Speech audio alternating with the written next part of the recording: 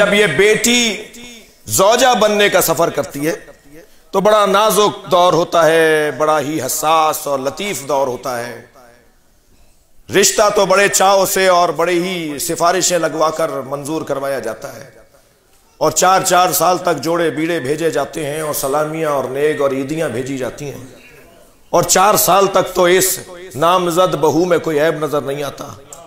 लेकिन अभी निकाह के सीगे जारी हुए, 1 हफ्ता नहीं गुजरा तो इनके दांत नजर आते हैं, इनकी चाल नजर आती है, ये नमक ज्यादा कर देती है, ये मिर्चें कम कर देती है, इसने 4 प्यालियां तोड़ दी घर की, सारे ऐब सास अम्मा को नजर आना शुरू हो जाते हैं। जो 4 साल तक नजर नहीं आए वो 1 हफ्ते में नजर आ जाते हैं। ये आंखें क्यों बदल गई? इसलिए कि मां मोहब्बत में शिराकत नहीं चाहती।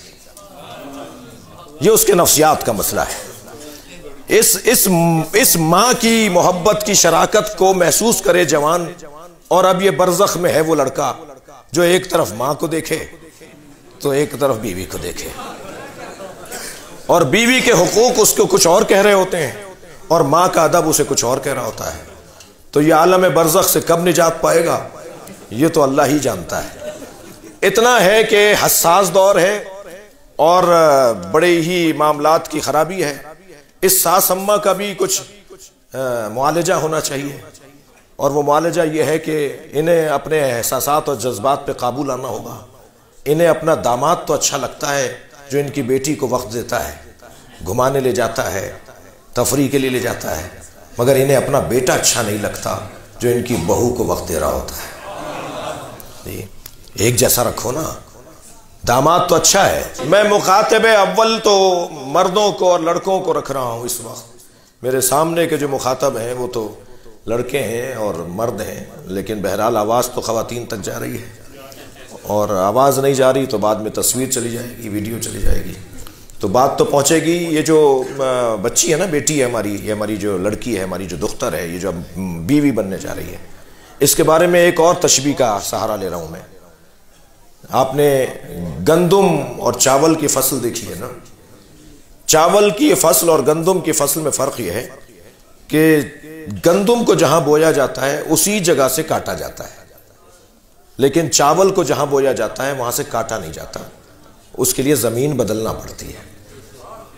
पौधा कुछ बड़ा हो जाता है, फिर वहाँ से निकाल के कहीं और लगाना पड़ता है, तब चावल की फसल तैयार होती है। बस लड़के में और लड़की में शायद यही फ़र्क है। लड़का अपने बाप के घर बाकमाल होता है और लड़की शौहर के घर जाके बाकमाल होती है। ये अपने शौहर के घर जाकर कमाल पर पहुंचेगी।